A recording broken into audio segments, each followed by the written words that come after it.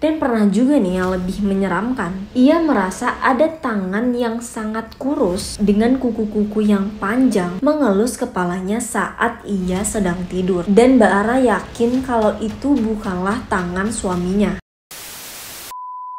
Hai guys, aku Olivia dan selamat datang kembali di YouTube channel aku. Gimana kabar kalian hari ini? Semoga kalian dalam keadaan baik ya. Nah, pada episode kali ini aku akan kembali menceritakan cerita horor yang dialami oleh akun Salt Your Bee yang ia upload di platform Quora. Nah, bagi kamu yang penasaran dan ingin baca ceritanya langsung, nanti aku akan sertakan linknya di description box. Dan karena akun tersebut tidak menyebutkan namanya, jadi kita sebut saja namanya dengan Mbak Ara. Nah, Mbak Ara ini menceritakan tentang gangguan-gangguan mistis yang ia alami selama tinggal di salah satu apartemen studio unit 5ED. Nah, gangguan-gangguan mistis seperti apa yang dialami oleh Mbak Ara? Penasaran kan? Jangan lupa untuk nonton videonya sampai habis. Dan seperti biasa nih, sebelum kita masuk ke ceritanya, jangan lupa untuk like, subscribe, dan juga komen sebagai bentuk dukungan kalian terhadap YouTube channel aku. Dan biar aku makin semangat buat upload video baru. Nah, tanpa berlama-lama, langsung saja kita masuk ke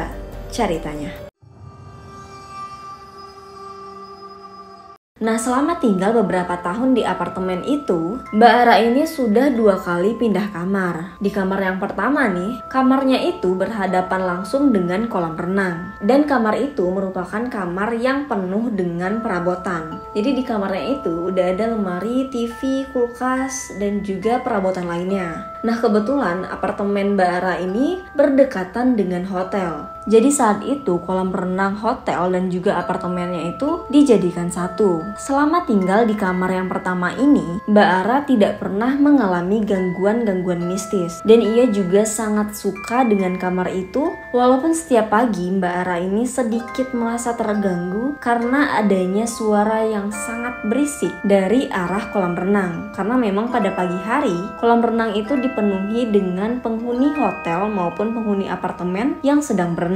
Padahal kamarnya Mbak Ara ini berada di lantai 5, tapi entah kenapa suara berisik dari orang-orang yang berenang itu terdengar sampai ke atas. Kamarnya itu tuh sebenarnya sangat nyaman dan juga modern, tapi kendalanya biaya sewa dari kamar itu cukup mahal. Nah, setelah setahun tinggal di sana, akhirnya Mbak Ara ini pun memutuskan untuk mencari kamar dengan harga yang lebih murah dan kalau bisa tidak terlalu banyak perabotan. Katanya biar Mbak Ara ini bisa mengisi kamar tersebut dengan barang-barang miliknya. Nah, Mbak Ara pun iseng lah buka Google. Kali aja saat itu ketemu dengan kamar yang lebih murah di apartemen yang sama. Soalnya dia sudah sangat suka dengan apartemen itu dan ia juga sudah kenal dengan satpam maupun staf-staf lain di apartemen tersebut. Nah, saat Mbak Ara ini sedang melihat info-info apartemen kosong di Google, Mbak Ara ini pun menemukan ada kamar yang masih satu lantai dengan kamarnya, tapi disewakan dengan harga yang lebih murah, yang mana selisihnya itu sekitar 1 jutaan. Dan di dalamnya itu tidak terlalu banyak perabotan, yang mana sesuai dengan apa yang Mbak Ara cari. Ia pun langsung menghubungi nomor yang tertera di sana, dan ia pun membuat janji dengan pemilik kamar untuk survei ke kamar tersebut yang jaraknya itu cuman beberapa langkah dari kamar Mbak Ara, yaitu kamar 5DE ke kamar 5ED. Kamarnya masih sama di lantai 5 dari 8 lantai apartemen. Nah, setelah berhasil menghubungi yang punya unit, ternyata yang punyanya itu adalah seorang ibu-ibu mantan pramugari. Orangnya itu kayak ramah dan juga sopan banget. Dan ibu itu mengatakan kalau kunci dari kamar itu sudah ia titipkan kepada penjaga apartemen untuk jaga-jaga kalau misalnya ada orang yang ingin melihat unit miliknya. Nah, akhirnya saat itu Mbak Ara pun membuat janji dengan penjaganya yang bernama Mas T. Kebetulan Mbak Ara ini juga sudah sangat kenal dengan Mas T itu. Nah, jadi unit yang ingin dilihat oleh Mbak Ara ini berada tepat di depan pintu darurat dan ada ruangan kecil tempat pembuangan sampah. Nah, kira-kira ilustrasinya itu seperti gambar ini. Nah, unit 5ED ini menghadap ke arah belakang dengan view danau buatan dan banyak pepohonan rimbun. Nah, saat itu selain ditemani oleh Mas T untuk melihat-lihat kamar tersebut, Mbak Ara ini juga video callan dengan ibu pemilik unit. Pada saat pertama kali nih masuk ke kamar itu, kamarnya itu terasa sedikit lembab Ditambah lagi nih, area langit-langit bagian atas kamarnya itu, yang mana posisinya itu tepat berada di atas kasur, dan juga di area kamar mandi, terlihat ada bercak-bercak hitam. Kalau kata ibu pemiliknya sih, bercak-bercak hitam yang ada di atas langit-langit itu karena jamur. Dan nanti kalau misalnya Mbak Ara ini jadi pindah ke kamar itu, unit itu akan kembali dicat dan juga dirapikan, serta AC di kamar itu juga akan diservis. Nah, tanpa pikir panjang nih, karena juga mendengar harganya yang lebih murah, jadi Mbak Ara pun saat itu langsung mengiyakan untuk mengambil unit tersebut. Dan ia juga mengatakan kalau unit itu akan ia tempati minggu depan. Nah, saat video call dengan ibunya itu selesai, Mas T yang dari tadi menemani Mbak Ara ini diam aja, tiba-tiba ia mulai bertanya, "Mbak,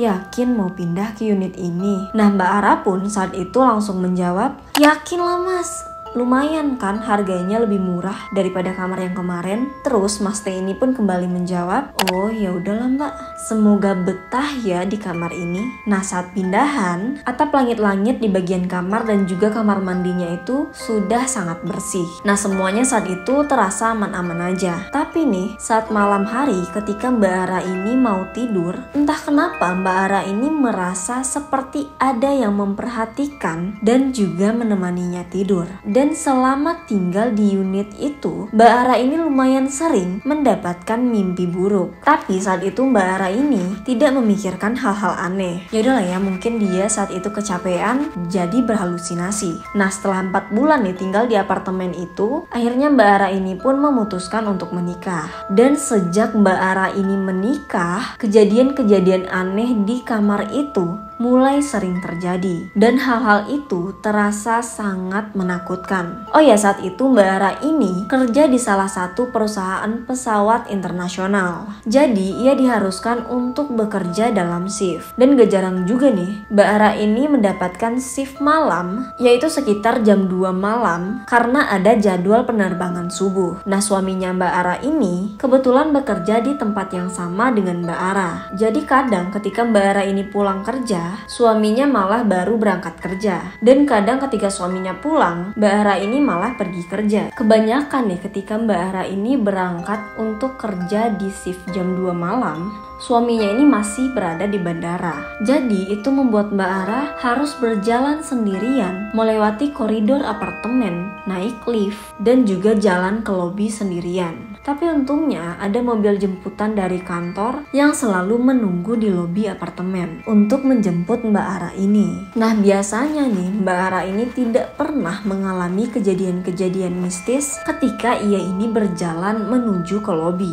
Walaupun setiap malamnya ini Mbak Ara tetap merasa ketakutan dan ia selalu keluar kamar dengan menggunakan headset. Jadi untuk menghilangkan rasa takutnya, ia mendengarkan musik. Tapi nggak tahu kenapa, di suatu malam, tepatnya ketika ia mau berangkat kerja nih, hawa yang dirasakan Mbak Ara malam itu sedikit berbeda. Nah, pada saat keluar kamar, ia pun langsung mempercepat langkahnya menuju ke lift. Ketika pintu lift itu terbuka, Mbak Ara pun langsung buru-buru masuk. Tapi anehnya nih, lift yang ia naiki saat itu bukannya turun, tapi malah naik menuju ke lantai 8, yaitu lantai yang paling atas. Nah, dalam hati Mbak Ara ini yang dari tadi udah takut, saat merasakan adanya keanehan itu, ia pun makin takut dong. Tapi ia tetap berusaha untuk berpikiran positif dan berpikir mungkin saja saat itu ada salah satu kru yang juga mau berangkat kerja. Tapi yang lebih mengagetkannya nih, ketika pintu lift terbuka di lantai 8, Mbak Ara tidak melihat ada orang di sana. Lantai itu benar-benar kosong sekosong-kosongnya. Mbak Ara yang sudah mulai panik dan juga sudah berkeringat dingin tuh, mencoba untuk mengalihkan pikirannya dengan bermain handphone sampai pintu lift itu tertutup. Dan itu nutup pintunya itu lama banget, seperti ada sesuatu yang menahan pintu lift itu. Nah, pas pintu lift itu udah nutup nih, lift pun mulai bergerak turun. Dan anehnya lagi nih, itu liftnya berhenti di setiap lantai.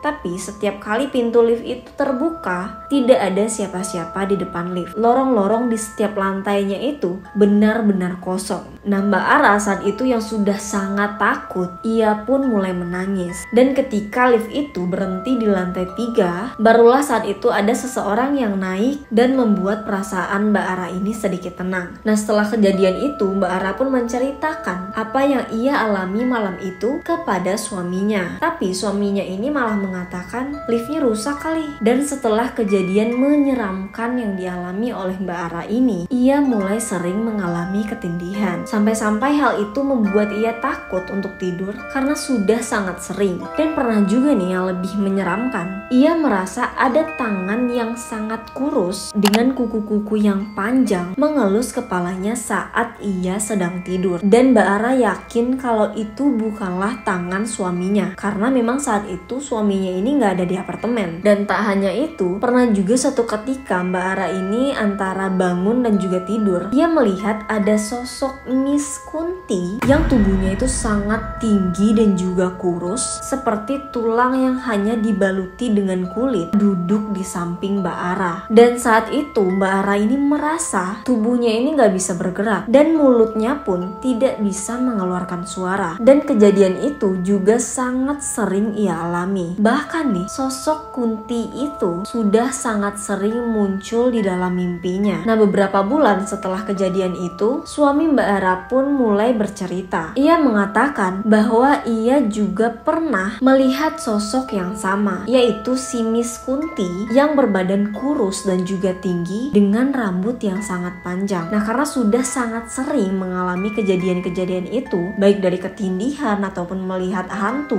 Mbak Ara akhirnya menceritakan kejadian mistis itu kepada ibunya. Nah, ibunya pun saat itu menghubungi Pak D-nya Mbak Ara yang kebetulan memiliki ilmu gaib untuk melihat kondisi kamar Mbak Ara. Dan tak beberapa lama nih, akhirnya ibu dan juga Pak D-nya Mbak Ara ini pun datang. Saat masuk ke kamarnya Mbak Ara, Pak D-nya pun saat itu mengatakan bahwa posisi kasur mereka, tepatnya itu berada di atas kepala Mbak Ara ketika ia tidur, merupakan lokasi atau tempat seseorang bunuh diri. Dan selama ini sosok tersebut selalu menemani Mbak Ara ketika ia sedang tidur. Dan saat itu Pak D-nya Mbak Ara ini memindahkan sosok tersebut ke area pemakaman yang letaknya itu tidak terlalu jauh dari apartemen. Karena saat itu kata Pak D-nya Mbak Ara, Miss Kunti itu minta dipulangkan ke sana karena di sana ada makam-makam keluarganya. Miss Kunti itu tidak bisa pulang sendiri dan selama ini ia terkurung di kamar itu. Nah, karena itulah ia sering memperlihatkan dirinya kepada Mbak Ara berharap agar bisa dipulangkan ke makam keluarganya. Pak D saat itu juga mengatakan bahwa apartemen tersebut sangat banyak dihuni oleh makhluk-makhluk lain, seperti ada sosok genderuwo yang menunggu di emergency exit dan juga tong sampah, lalu ada sosok di lobi, lift, apalagi di bagian basement. Namun sosok-sosok itu tidak mengganggu, mereka cuman menjaga tempat itu. Nah, sejak dilakukannya pembersihan oleh Pak D Mbak Ara, ia sudah tidak pernah lagi mengalami ketindihan. Hingga akhirnya 6 bulan kemudian Mbak Ara dan suaminya ini memutuskan untuk mencari apartemen lain karena mereka masih merasa takut dan juga trauma akan gangguan yang pernah mereka alami. Oke guys, sekian cerita yang dialami oleh Mbak Saltyorbi ketika ia tinggal di sebuah apartemen dengan unit 5ED. Dan gimana menurut kamu? Apakah kamu pernah tinggal di sebuah apartemen lalu diganggu oleh makhluk halus? Atau mungkin mengalaminya di rumah atau kosan? Jangan lupa untuk menuliskan pengalaman kalian di kolom komentar. Dan kalau misalnya kalian punya cerita-cerita horor yang ingin aku bacakan, kalian boleh banget untuk mengirimkannya ke email aku. Sekian cerita kali ini, jangan lupa untuk like, subscribe, dan juga komen, serta hidupkan lonceng notifikasinya agar kalian mendapatkan notifikasi updatean terbaru dari channel YouTube aku. Sampai jumpa di video-video menarik selanjutnya. Bye!